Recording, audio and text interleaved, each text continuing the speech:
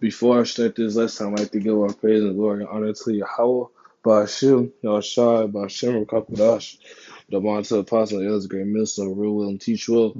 Shalom to the 144,000 men that's pushing and believing in the truth and word and all true sincerity and sacrificing their wills and lives to do so. Shalom to the men, women, and children that's tuning in and listening sincerely. Shalom to the Israelites, foreigners scattered abroad on all four corners of the earth. Shalom yet again. And this video right here, I don't necessarily have a title, but I'm gonna date it July 4th, 2024. And on July 4th is this so-called Independence Day, really is Esau getting his independence from Great Britain. And that has not much to do with us, but it's the fact that these Jakes still celebrate this pagan holiday when they had you in subjugation to slavery and they was over you and on top. So now, Jake don't really think about that. They think, oh, it's just we just doing this for the kids. It don't matter. If the Lord says not to do something, you go back and do it. That makes you bad. Now, granted, we all do that, but they don't repent from it. They just keep on doing it. Tradition, generational tradition. So but yeah, no, these a lot of these Negroes, Latinos, and their Americans are gonna keep doing it, and they're not wise. If they're being foolish. So, nonetheless, I'm gonna get started. This is Ecclesiastes chapter 7 and verse 1. A good name is better than precious ointment. The day of death is the day of death than the day of one's birth. Verse 2. It is better to go into the house of mourning than to go to the house of feasting, for that is the end of all men, and the living will lay it to his heart. And yeah, it's better to be in the house of mourning than the house of feasting, because when you're mourning, you're on your toes, you're looking out. Jake ain't on their toes, and obviously it's not meant for all Israel. Not all Israel is of Israel, and not all Israel have the eyes to see and ears to hear. You know, in the house of feasting, when you're feasting, you don't think, oh yeah, well this could happen. That's like the men at Gideon, those men that a lot of those other men was when they was drinking the water. This is just an example. When those men was drinking that water, you had the men that was looking around while drinking the water, and you had men that was completely submerged and worrying about drinking the water and not watching their own backs, or etc. etc. That's how Jake is. Two-thirds are those men that's not looking around and will get caught unawares. The elect is the men that's looking around and being mindful of what's going on, being circumspect.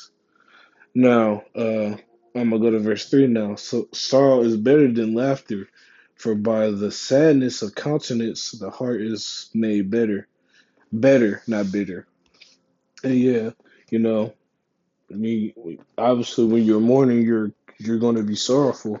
In this grace period, we're being in the house of mourning, sorrowful, repenting, going on fast, doing what's necessary spiritually in the right sense, in the right sense on the right hand side to hopefully be saved.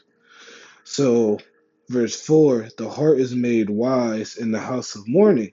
And yeah, when you're mourning, you like I said, you're on your toes, you're aware of everything. But the heart of fools is in the house of mirth. In the house of mirth, yeah. And a lot of Jake are in the house of mirth. They not Jake don't even care at this point. A lot of these people are defeated. A lot of these people are just giving up. A lot of these people just say, fuck it, it is what it is, as they say.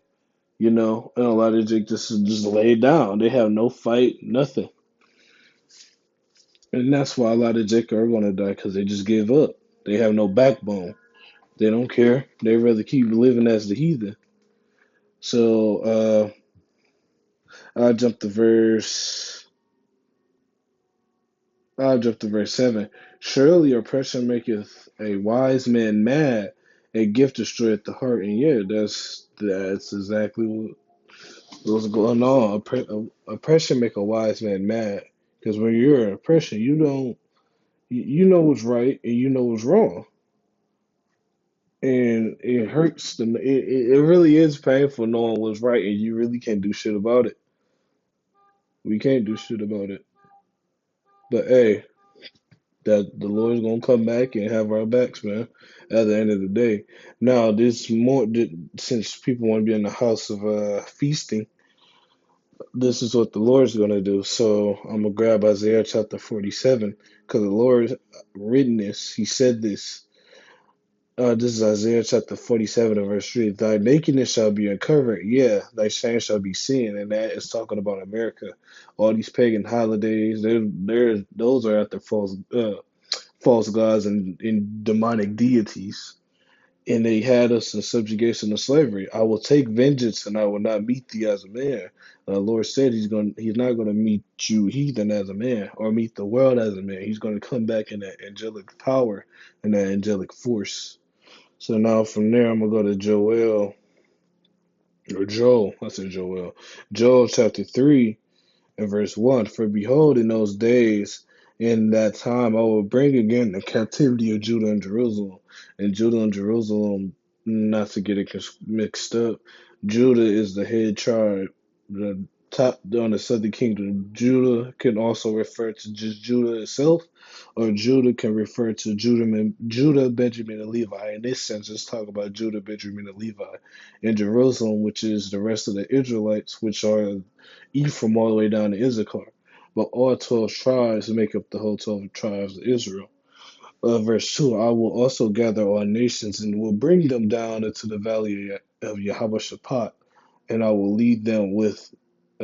plead with them there for my people and for my heritage Israel, whom they have scattered among the nations and part of my land. And yeah, that's what the heathen have done. Primarily Esau, Edom. They scattered us abroad. They destroyed us. I mean, shit. You had Esau coming there in 70 AD and and completely annihilated us. Not completely, but completely destroyed Jerusalem. And since then, the heathens have taken over our land and parading as if they're the people. But if they was the people, the earth would be under the new heavens and new earth will be already established, which destroys that Balfour Declaration in 1948. So you 48ers ain't the people yet again. So verse 3.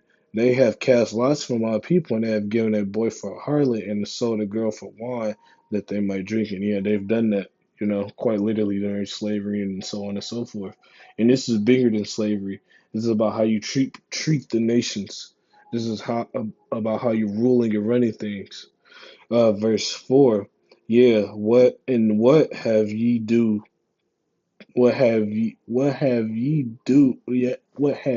to do with me, O Tyre and Zidon, all the coast of Palestine? Will ye render me a recompense?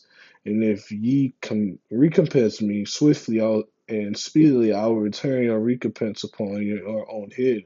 And yeah, the Tyre and Zidon is very that can be used. Well, that's describing the rich cities back then, powerful cities. Those cities were big in trade and commerce, you know, just like you had Nineveh, you had Egypt, big empires. Now, and the Lord will come back and destroy this place. And at the end of the day, the Lord's going to come back and destroy this place and deliver the elect. Let me see. Let me see.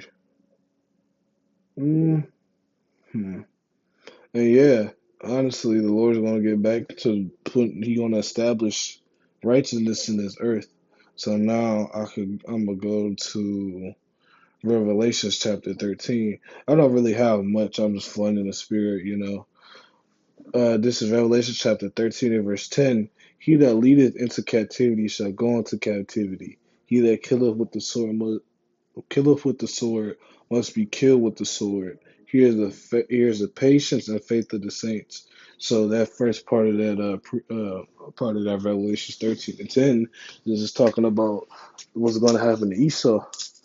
He killed with the sword must be killed with the sword. And a lot of these heathen, beginning with Esau, they don't think they're going to get judged when the Lord is going to quite literally judge you. Now, Yahushua is gonna get hit, gonna judge you first. Then when the 144,000 get completely come back, will get beamed up and come back off from the chariots. Now that's our recompense. That's our as well as that's our recompense. And you heathens gonna have to just deal with it. Just like we dealt with y'all, putting us in slavery, dividing our families, taking us hostage. But not even, we didn't come over here by fucking. Oh yeah, let's go over here and go. No, that wasn't what it was. We came over here in shackles and chains, and not even that. The conditions that y'all put us through on the boat, beginning with Southern Kingdom. Y'all put us in some horrible conditions. We man, and then you got to think it wasn't no bathrooms on that boat, man. They made us eat shit and sleep and shit, quite literally. They threw us overboard when it was considered dead weight. You know, to this day, it's still sharks going down that path. It's still sharks going down that path because they, no, I mean Negroes, Latinos, Native Americans.